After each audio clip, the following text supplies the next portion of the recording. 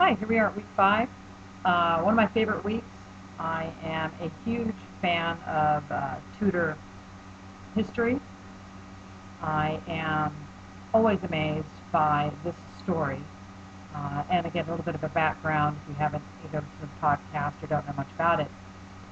You have Queen Elizabeth, who is a Protestant monarch ruling a Catholic country, and her cousin, Mary, Queen of Scots, who's a Catholic monarch ruling a Protestant country. You couldn't make that stuff up if you tried. I mean, that's the beauty of British history, is it's so seedy, it's so down and dirty. Elizabeth's dad was Henry VIII, who was lopping off women's heads left and right as he got fatter and fatter and more disgusting and smelly and gross. He had like some kind of abscess on his leg that was always having to be lanced and had pus coming out of it. And these poor young women are like, oh my God, if I don't sleep with this guy, he's going to, lop off my head or have me poisoned or, put me in the tower or, it's just that great kind of gritty soap opera. And England rose to its greatest power, its greatest time under Queen Elizabeth, who ruled for 40 years. Queen Elizabeth II has ruled longer. But here was a woman in a man's world refusing to get married because she saw that that just wasn't any good for her country, her people, and her cousin Mary, who is really probably more of an heir to the throne of England than Elizabeth. Neither Elizabeths, by the way, had ever intended on coming to the throne. Neither of them ever thought that they would. Based on primogeniture, it was always gone to the son, and there were no sons. And the next thing you knew, they were queens of one of the mightiest empires ever.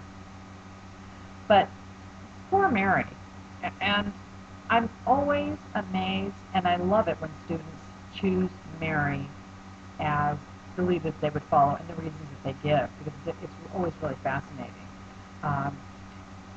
Elizabeth had to put Mary under wraps because Mary was going to make a pull for the throne, which, again, Catholic leader, Catholic country, kind of got all jumbled up. Poor Mary is actually kept incarcerated under house arrest for almost 20 years. There is some speculation that Elizabeth did not actually sign or know what she was signing when she signed Mary's death warrant. That monarchs don't like killing other monarchs. It's a little bit like presidents going after other heads of state. Elizabeth didn't want to kill Mary, and Mary died in a really low-brow kind of way, to where it really made Elizabeth sick to her stomach. Everybody had their heads chopped off at that time. Mary had her head on the block. It took more than one chop, which is just the worst. You want your head to be chopped off in one swift, and nothing happened. And everybody was just like, apparently she had a few words to say, even as her head had already been chopped once. When they finally chopped her head off, he reached down in the basket and grabbed her by the head and her hair and held her up, and she was wearing a wig, so her head fell out of the wig, rolled across the stage. It was like, oh my God, a nightmare. She had two of her little Scotty dogs that she kept up underneath her skirt. She had they had all these big layered dresses. These two little Scotty dogs. You can imagine this. Little Scotty dogs are running around, yippee, yippee, yippee. Her head's thunk, rolling along. The guy's like, oh my God, hold an empty wig. Again, you can't make that stuff up. And I'm laughing because you can't make that stuff up. It's like British history is so fun and rich with, again, National Enquirer. I mean, National Enquirer comes from the British tabloid, who love dissing the monarchs, love talking about who's sleeping with who and who's doing what, and throughout history, England and her monarchs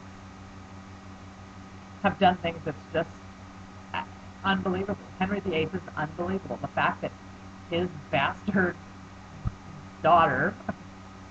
Called his bastard daughter. She wasn't. Um, she just wasn't the boy that they wanted. And again, we come back to the whole Disney kind of mentality, in that Henry wanted a male heir. It's one of the reasons some of his women didn't make it. Didn't quite give the right babies. Make sure you understand, and some students don't get this, that Mary Tudor from last week and Mary Queen of Scots, two different women. Okay. Have fun with this. Make sure that you give really good support, depending on which one that you want to follow. Elizabeth didn't create the kind of monarchy that she did without being created. I'll let you read into that. Have a great